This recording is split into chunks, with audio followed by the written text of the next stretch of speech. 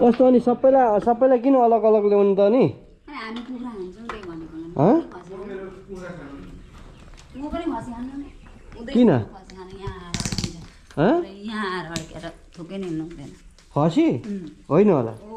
दसैँमा त खाइदिनु मजाले हो र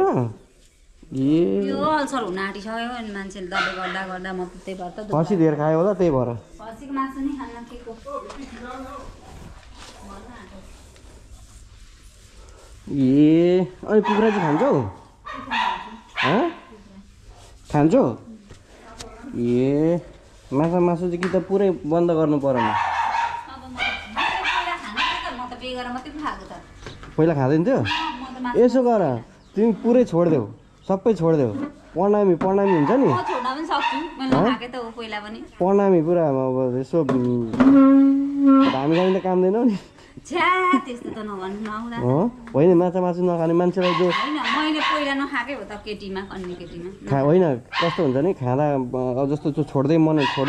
मनसाय आएपछि बिस्तारै बिस्तारै माता उत्रिन्छ नि थाहा चाहिँ छैन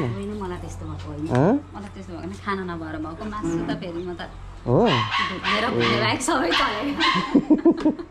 त्यस्तो हो ल त